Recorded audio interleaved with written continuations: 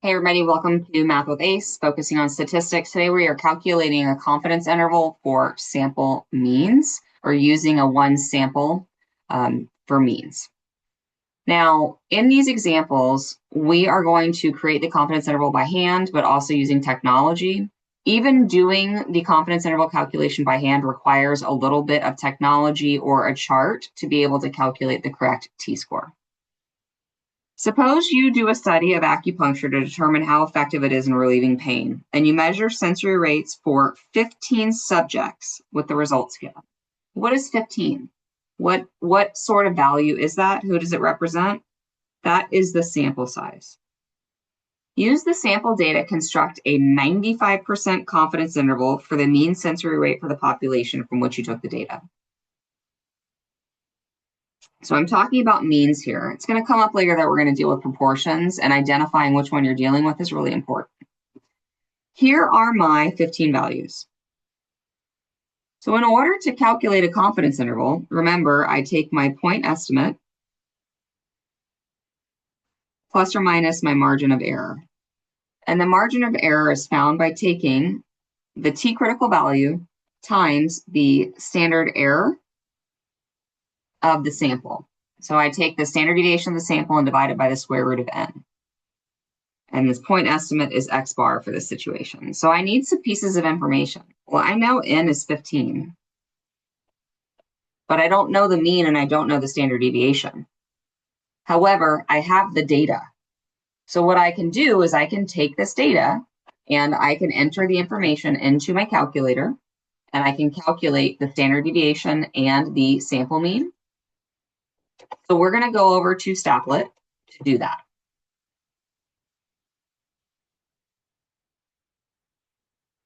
In Stapplet, I'm calculating the descriptive statistics. This is a quantitative variable. So I select one quantitative variable, and then I'm asked for a variable name. Well, what do I want to call it? Well, this problem was about the sensory rates. So I'm going to call it sensory rates. Is it critical that you name it? No, but context is key. And then I click Begin Analysis. And here I am given that the mean was 8.227.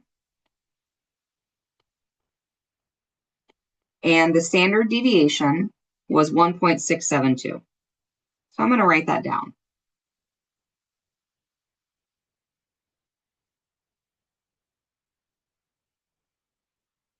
I also need to calculate the critical value that I'm going to use, which I'm going to do in Stapplet. But first, I need to find out how to do that. So let's go back to the other screen. And we're going to determine our confidence level and what that t-value is going to be. Okay.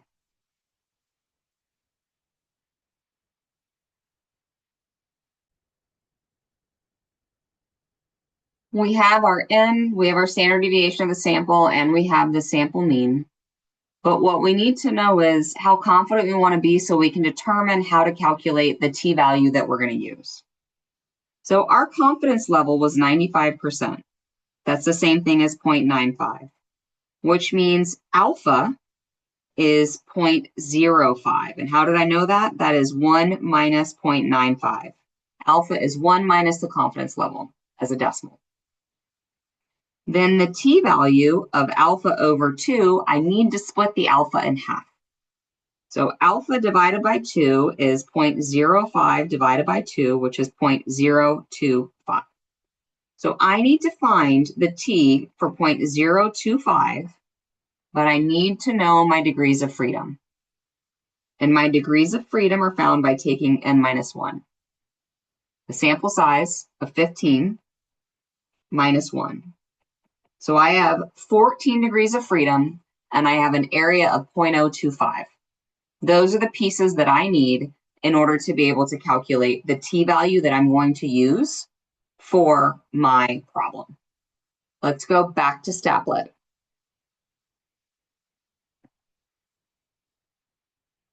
Okay. So now in Stapplet, I'm going to go back to the home screen and I want to go to T distributions. Remember T because sigma is not known. And I want to calculate a value that corresponds to an area because I need to know the T value. How many degrees of freedom did I have? I had 14. Ooh, look, let's also plot the normal distribution.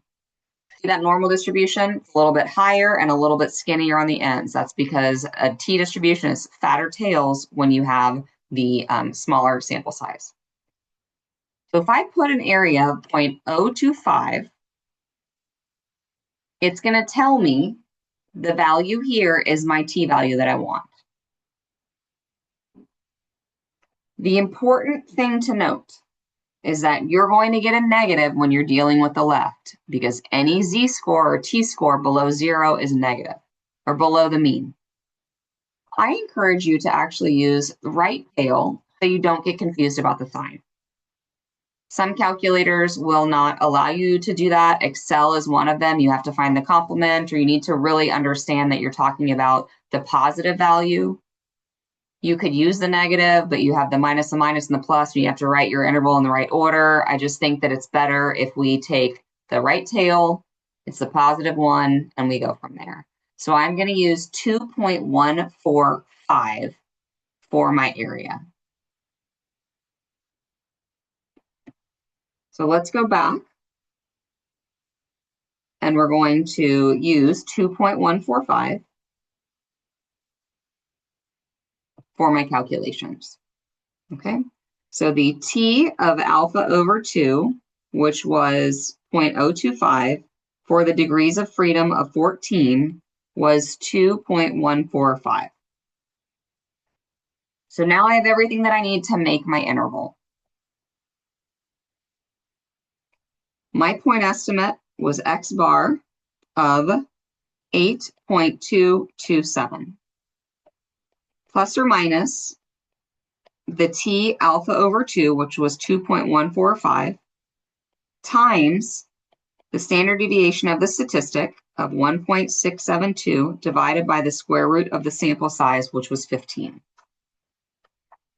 Now, if you're using a basic calculator, you might need to do this in steps. Otherwise, if you don't have the ability to use parentheses, your order of operations might be out of hand. So I'm going to do the 1.672 divided by the square root of 15 so that we know that this is 432. That's rounding. I'm not going to round in my calculator. I'm going to multiply that by 2.145 because multiplication needs to happen before addition or subtraction. That gives me a margin of error of 0.926 roughly. Now I'm actually going to do it straight all on my calculator right now so that I'm as accurate as possible. Which means I might vary just a hair off on the thousand. If I am to take 8.227 minus 0.926, I do the subtraction first. And then in a separate step, not in the same step because I'd get back to where I started, 8.227 plus 0.926, that's going to give me my interval. The lower value is 7.301, and the upper value is 9.153. This is my interval. And what that means is I am 95% confident that the interval from 8.227, that the interval from 7.301 to 9.153 captures the true population mean sensory rate. The way that you interpret an interval is critical. I think it's very, very important. So I'm going to say we are 95% confident that the interval 7.301 to 9.153 captures mu, the true population mean sensory rate.